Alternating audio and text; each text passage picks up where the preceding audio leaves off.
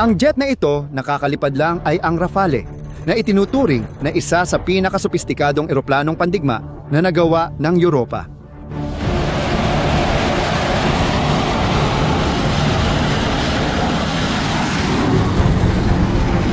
Kakapromisa lang ng Pransya ng ganito para sa Ukranya, na siguradong magpapagalit ng husto kay Putin. Nagsimula ang lahat sa isang pagpupulong sa pagitan ni Pangulong Macron at Zelensky, at hindi ito naganap sa basta-bastang lugar. Isang partikular na lugar ito sa Paris, isang kuta na tinatawag na Mont Valérien. Noong ikalawang digmaang pandaigdig, ginamit ng mga Nazi ang lugar na ito para bitayin ang mahigit 1,000 Pranses na lumalaban. Mga taong lumaban para sa kalayaan ng bansa laban sa mananakop. Dinala ni Macron si Zelensky ron dahil sa isang dahilan. Gusto niyang ipakita na ang laban ng Ukraine ngayon ay tulad ng laban ng Pransya, 80 taon na ang nakalipas. Isang bansang sinakop, taong lumalaban at bansa ring nagtatanggol ng sariling pag-iral. Pagkatapos ng bisita, agad lumagda ng kasunduan ang dalawang lider.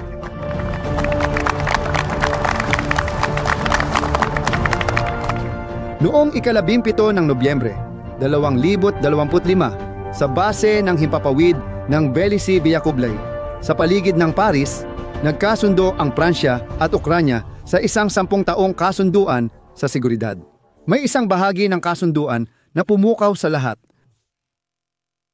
Ang pagbebenta ng hanggang 100 Rafale, 4 na mga fighter jet at 8 bagong henerasyong SAMP-T na sistema ng depensa sa himpapawid. Para makita ang laki ng pangakong ito, ang 100 Rafale ay halos kalahati ng fleet na ginagamit ng Pransya ngayon. Hindi ito ang Pransya na nagbibigay ng lumang gamit. Ito ang Pransya na nangangakong maglalaan ng malaking bahagi ng sariling kakayahang militar. At ito ay nagpapataas ng isang mahalagang tanong. Bakit? Bakit gumagawa ang Pransya ng isang napakalaking kasunduan na napakariskado kasama ang Ukraine? Hindi ganoon ka-obvious ang sagot dyan. Kailangan kong ipaliwanag ang Rafale dahil hindi ito karaniwang fighter jet. Ito ay tinatawag na omni-role. Tingnan mo, karamihan sa mga fighter jet ay multi-role. Ibig sabihin, kaya nilang gawin ang iba't ibang bagay. Pero isa-isa lang. Iba ang Rafale. Kaya nitong maghanap ng mga kalabang eroplano sa himpapawid at sabay na umatake ng mga target sa lupa gamit ang mga guided bomb. Lahat ng yan sa iisang lipad.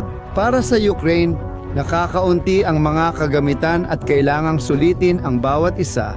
Malaking bagay ito. Pero ang technical na kakayahan ay bahagi lang ng kwento. Ang tunay na halaga ng Rafale ay nasa solusyon na iniaalok nito para sa isang partikular na problema na kinakaharap ng Ukraine sa loob ng ilang buwan.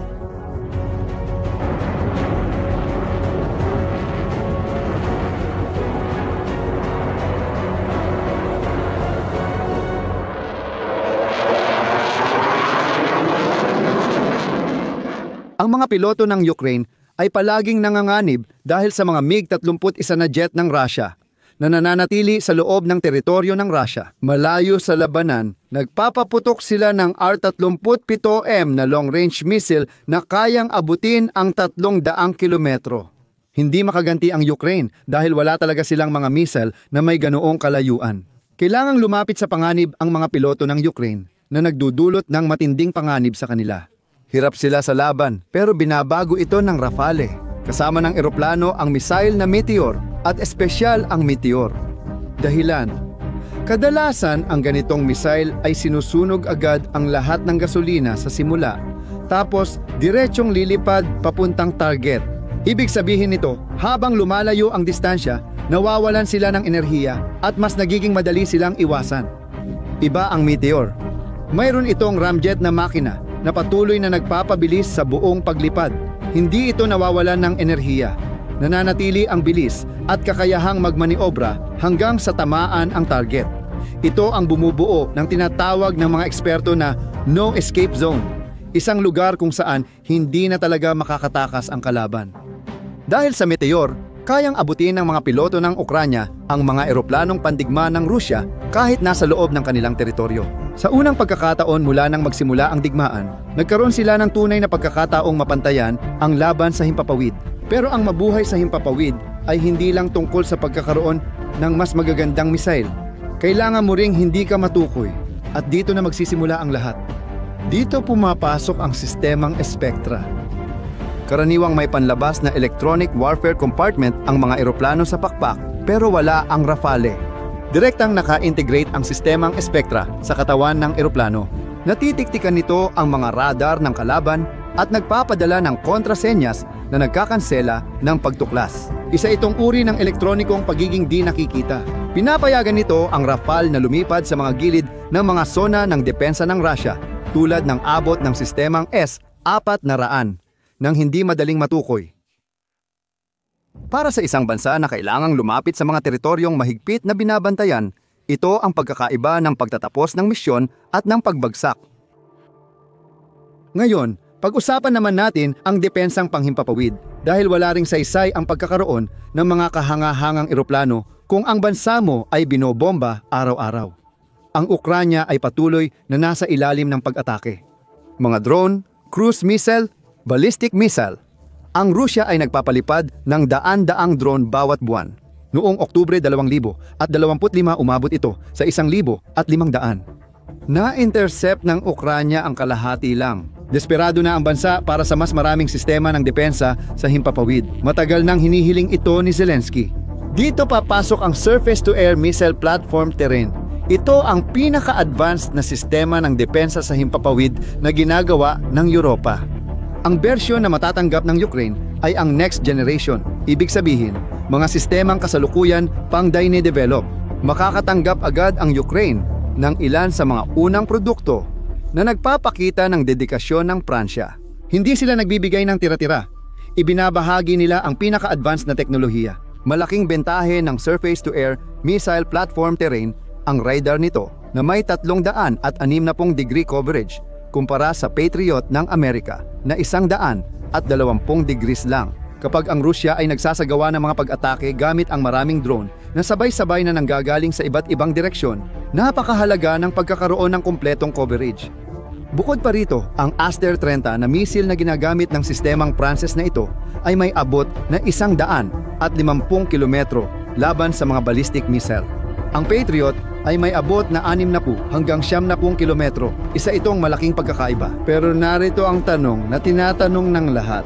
Paano babayaran ng Ukraine ang lahat ng ito? Bakit? Ano sa tingin mo?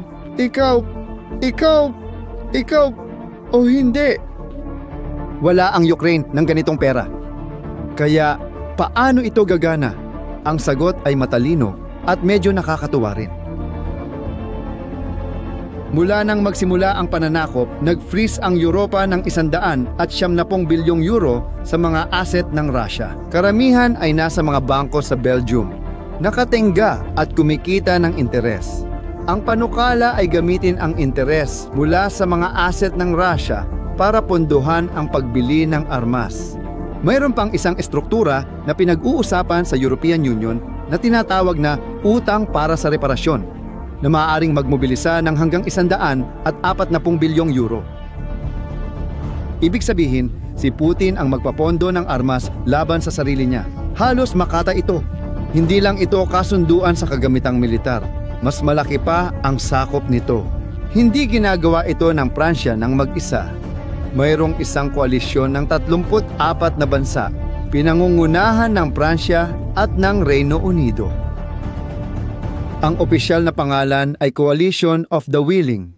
Alam mo ba kung saan itinatag ang punong tanggapan nito? Sa Mont Valérien, sa parehong lugar kung saan pinatay ang mga lumaban mula sa Pransya.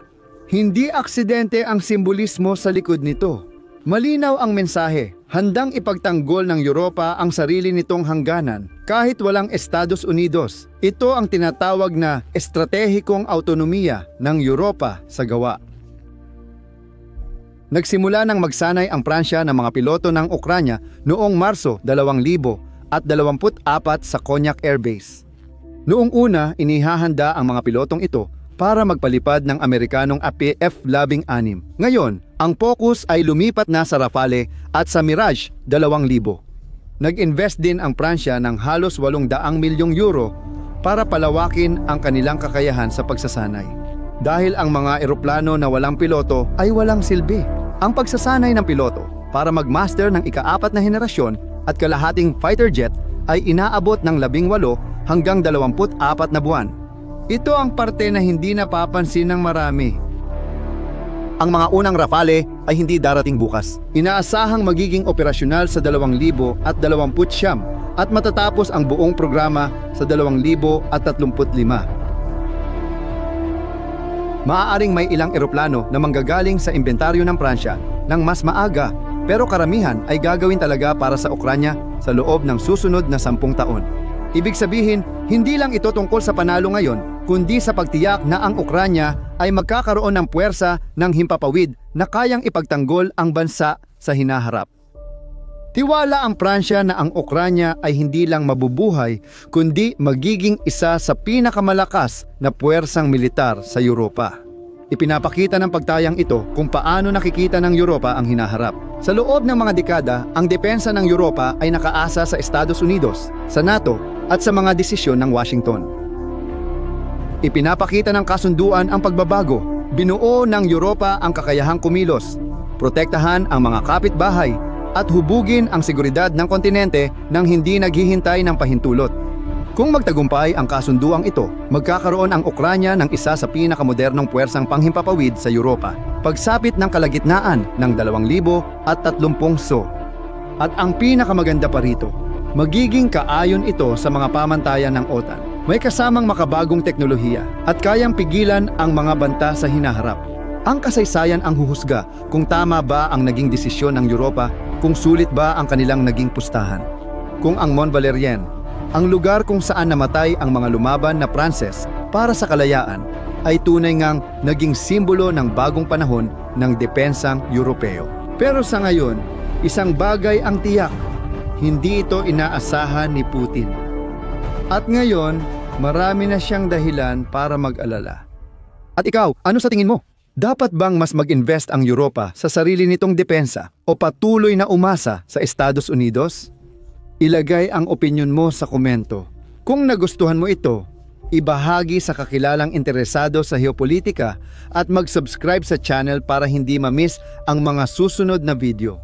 Hanggang sa susunod.